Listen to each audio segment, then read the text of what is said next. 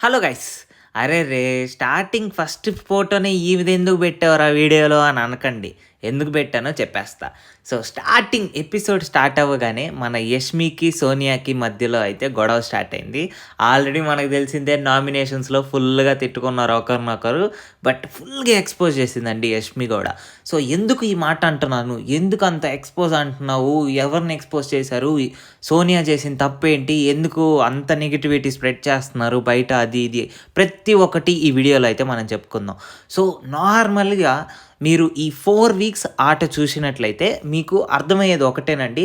So, Sonia అసలు game ఆడకుండా ఉందా? అసలు దేంట్లో ఇన్వాల్వ్ అవ్వలేదా అంటే అది చెప్పలేం. ఎందుకంటే స్టార్టింగ్ నుంచి కూడా ఆమె పర్స్పెక్టివ్ ఫస్ట్ 2 వీక్స్‌లో ఆమె స్టాండ్ తీసుకోవడం అదంతా నాకు చాలా నచ్చేది. తర్వాత ఆమె స్టాండ్ తీసుకోవడం మానేసింది. దాంతో పాటు కేవలం రెస్ట్రిక్టెడ్ పర్సన్స్‌తోనే కూర్చోవడం మొదలుపెట్టింది. ఏదైనా ఉంటే వాళ్ళని ముందుకు వదిలి, వాళ్ళనే గేమ్ ఆడిపిచ్చి, వాళ్ళ దగ్గర నుంచే ఏదైనా పాజిటివ్ అడ్వాంటేజ్ పొందేలాగా ఆడుతుంది తప్ప, ఎక్కడ తన సొంత గేమ్ బయటకి చూపిస్తున్నట్టు ఎక్కడా లేదండి. కానీ కొన్ని మాటలు కూడా వదిలేస్తుంది ఈ మధ్య. ఏంటంటే మన యష్మి అంట పృథ్వీ, నిఖిల్‌తో కొంచెం చనువుగా ఉండేసరికి ఆమె రిలేషన్‌షిప్పు వేరేలాగా పోర్ట్రే చేస్తుందనమాట. అంటే ఎలాగా? వాళ్ళిద్దరిని నువ్వు అదోలా చూస్తున్నావు, బాయ్ ఫ్రెండ్స్‌లాగా చూస్తున్నావు, అలా ఇలా అని చెప్పనేసి పోర్ట్రే చేస్తుంది. అదే వాళ్ళిద్దరు ఈమెకి కదా ఎక్కువ క్లోజ్‌గా ఉన్నారు. ఆమె మాత్రం సింపుల్‌గా వాళ్ళు నాకు బ్రదర్స్ లాంటి వాళ్ళు అని చెప్పనేసి ఆ రిలేషన్‌ని కొట్టిపడేసిందనమాట. ఇక్కడ మీరు గమనిస్తున్నట్లయితే ఎక్కువ క్లోజ్ అయ్యింది, ఎక్కువ హగ్స్ ఇచ్చేది, ఎక్కువ ఇంకా టచింగ్‌లు అది ఇది పెట్టే మొత్తం మన సోనియాకి వీళ్ళిద్దరే. సో, మన నిఖిలు, పృథ్వీతో ఎక్కువ క్లోజ్‌గా ఉండేది సోనియానే. బట్ నిందలు పడాల్సింది మన యష్మి. ఆమె ఎందుకు తీసుకుంటదో నాకైతే అర్థమే కావట్లేదు. నార్మల్‌గా మణికంఠ ఒక క్యాజువల్ హగ్ ఇస్తేనే ఒప్పలేని మనిషి, ఇంకా అబ్బాయిలని దగ్గరికి రానిస్తదని ఎలా నమ్ముతది? ఎలా అంటుందో ఈమె నాకైతే అర్థం కావట్లేదండి. సో, ఈమె గేమ్ మాత్రం తన గేమ్ ఎలా ఉన్నా గానీ, నిఖిల్ గేమ్ మాత్రం తగ్గిచ్చేసిందండి. అది నేను 100% చెప్పగలను. స్టార్టింగ్ వచ్చినప్పుడు మన హౌస్‌లో ఎటువంటి రెస్పాన్సిబిలిటీస్ తీసుకున్నాడు నిఖిల్. ఆయన వాయిస్ ఎలా ఉండేది, ప్రతి ఒక్కటి వేరే లెవెల్ అనిపిచ్చేది నాకు నిఖిల్‌ది. అసలు కంటిన్యూస్‌గా ఈ 4థ్ వీక్‌లో అయితే అసలు ఆయన ఏమీ లేదు. ఆయన స్క్రీన్ టైమే లేదు. ఫస్ట్ 3 వీక్స్‌లో చీఫ్ అయ్యాడు. స్క్రీన్ టైమ్ గూడా అదరగొట్టాడు. ప్రతి ఒక్క దాంట్లో అసలు పోటీయే లేదు. విన్నర్‌కున్న క్వాలిటీస్ అన్నీ ఉన్నాయి. అది ఇది అనుకున్నాం. మొత్తం డౌన్ చేసి పడేసిందండి. సింగిల్ లెగ్‌తో మొత్తం డౌన్ చేసి పడేసింది మన సోనియా. నేను అసలు ఎక్స్‌పెక్ట్ చేయలేదు. ఎందుకంటే మీరు నిఖిల్‌కి, సోనియాకి మధ్యలో గొడవలు పడినప్పుడే నేను అనుకున్నాను, ఏంట్రా వీళ్ళిద్దరు గొడవ పడుతూనే ఉన్నారు ప్రతిసారి అని అనుకున్నాను. తర్వాత ఎలా కలుసుకున్నారో, ఎందుకు ఆమె మాయలో పడ్డాడో నాకసలు అర్థమే కావట్లేదు. బట్ ఒక పక్క నుంచి వీళ్ళ గొడవ అయితే, ఇంకో పక్క నుంచి మన Vishnupriya, Prithvi love love track నడిపిస్తున్నారనమాట. బట్ అది లవ్ ట్రాక్ అని మనం చెప్పలేం కానీ, బట్ ఇట్స్ ఆల్రెడీ ఉండాలిలే లవ్ డ్రామా లేకుండా ఉంటే 'బిగ్ బాస్' హౌస్ అంత హిట్ అవ్వదు. ఖచ్చితంగా లవ్ ట్రాక్‌లు, లవ్ మూవ్‌మెంట్లు ఇయన్నీ పెడతానే ఉండాలి. అప్పుడే 'బిగ్ బాస్' ఎక్కడికో ఎళ్ళిద్ది. మీరు గమనించినట్లయితే సీజన్ 4లో ట్రయాంగిల్ లవ్ స్టోరీ ఉంటది. అభిజిత్‌కి, మన మోనాల్‌కి మరియు మన అఖిల్‌కి వీళ్ళ ముగ్గురు మధ్య ట్రయాంగిల్ లవ్ స్టోరీ అయితే నడిచింది. దానివల్ల అయితే సీజన్ 4 బీభత్సంగా ఒక రేంజ్‌లోకెళ్ళిపోయింది. సో, ఆబ్వియస్‌గా లవ్ ట్రాక్‌లన్నీ నడపుతానే ఉంటారు. బట్ ఎవరి మీద నిందెయ్యాలి, ఎవరు తన సొంతంగా అలా ఒకే డెసిషన్స్ తీసుకుంటున్నారో అది గూడా గమనించాల్సుంటదండి.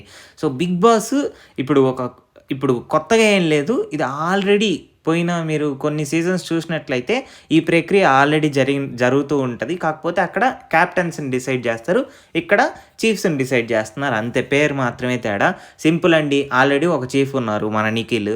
ఇంకో చీఫ్‌ని ఎలా ఎలక్ట్ చేసుకోవాలి? వాళ్ళకి గేమ్స్ పెట్టాలంటే 10 మందికి గేమ్స్ పెట్టాలంటే అవ్వదు. కాబట్టి సింపుల్‌గా ఒక నిఖిల్‌ని స్టార్టింగ్ హ్యామర్ ఇచ్చి ఎవరిని చీఫ్‌గా ఉండకూడదనుకుంటున్నావో వాళ్ళని బ్రేక్ చేసేయమని చెప్పన్నారు. సో, ఆయన పర్స్పెక్టివ్‌లో ఆదిత్య ఓం అన్నారు. బట్ ఆదిత్య ఓం గారు స్టాండ్ తీసుకుంటారండి. ఏదైనా పర్స్పెక్టివ్‌లో నార్మల్‌గా ఏదైనా గొడవ అవుతున్నా గానీ మధ్యలోకెళ్ళి ఆపడం ఇదంతా చేస్తూ ఉంటారు. బట్ ఒక్క సింగిల్ ఇన్‌స్టాన్స్ ఒక సింగిల్ ఈవెంట్‌ని బేస్ చేసుకొని నిఖిల్ అయితే సింపుల్‌గా ఆదిత్య ఓం గారు కెప్టెన్సీకి పనికిరారు అని చెప్పనేసి తీసి పడేశారు.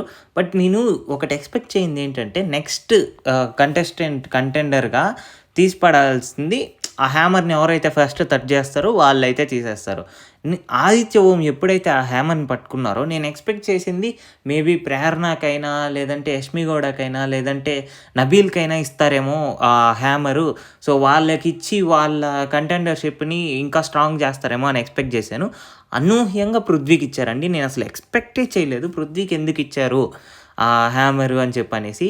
బట్ ఎనీవేస్ ఈరోజు అన్ని షాకింగ్ మూమెంట్సే అనమాట.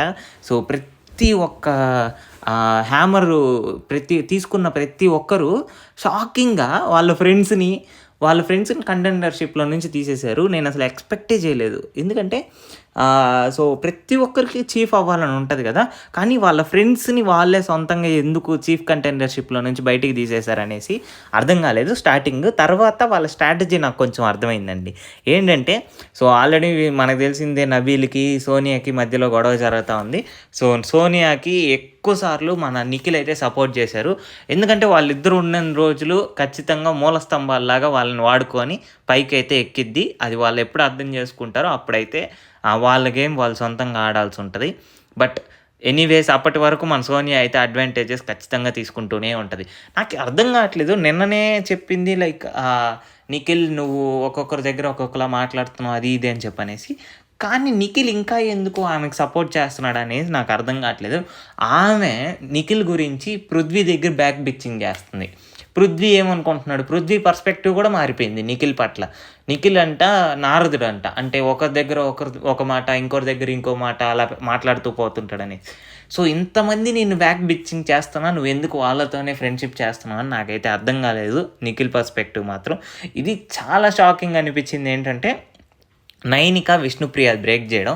బట్ వాళ్ళకి ఒక స్ట్రాటజీ అనేది ప్లే చేశారంట. నైనిక అంటుంది ఏంటంటే వాళ్ళ క్లాన్‌లో ఉండే వాళ్ళే లాస్ట్‌కి సోనియాని పెడితే సోనియాని వాళ్ళ క్లాన్‌లో ఉండేవాళ్ళే వాళ్ళు అంటే ఆమె ఎవరితో అయితే ఫ్రెండ్‌షిప్ చేస్తుందో వాళ్ళే పగలగొట్టేలా చేస్తే అప్పుడు ఏవైనా జరిగే అవకాశం ఉంటది.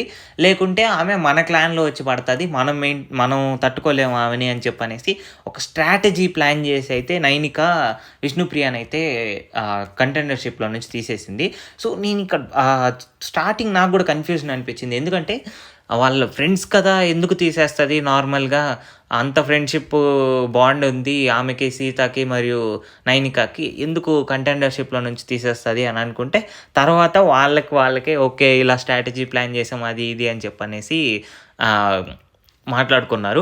బట్ మీరు గమనించాల్సిందేంటంటే ఫైనల్ అజెండా ఏంటి?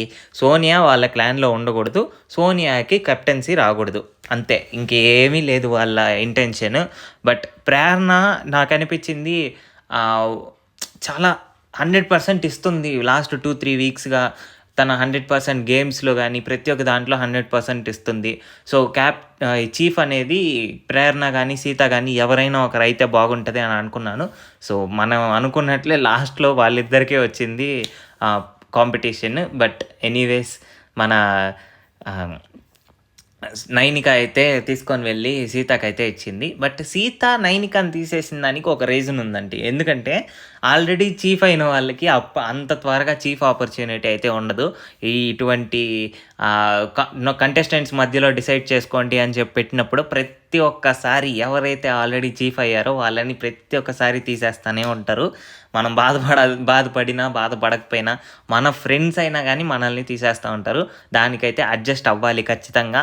ఒక్కసారి చీఫ్ అయినా, ఒక్కసారి కెప్టెన్ అయినా ఇంకోసారి అవ్వడానికి కొంచెం టైం అయితే పడతది. బట్ నిఖిల్ తొక్కొచ్చాడో ఏమో గానీ కంటిన్యూస్‌గా 3 టైమ్స్ చీఫ్ అయ్యాడు. మేబీ 'బిగ్ బాస్' హిస్టరీలోనే ఇదే ఫస్ట్ టైమ్ ఏమో కంటిన్యూస్‌గా 3 వీక్స్ కెప్టెన్ అవ్వడం ఆర్ చీఫ్ అవ్వడం.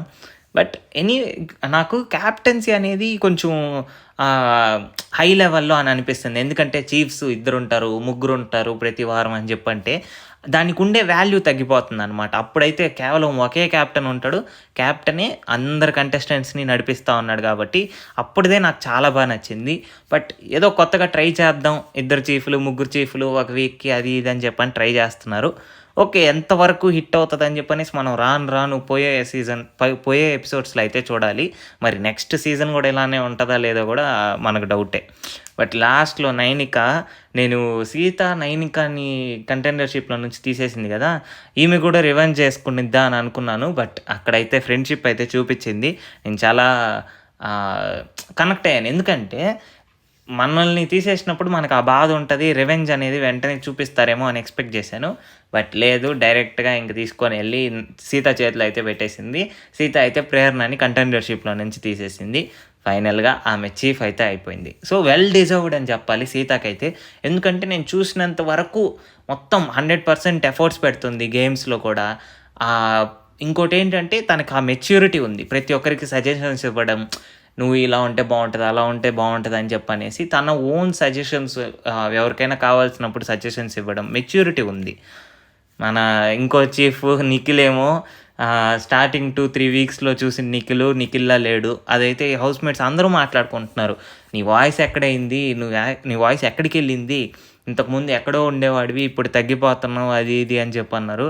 బట్ ఆటలో తను 100% ఎఫర్ట్స్ పెట్టి చీఫ్ అయితే అవుతున్నాడు కానీ, మాట అయితే లేదు, మాట అణిగిపోయింది అని అందరూ అనుకుంటున్నారు.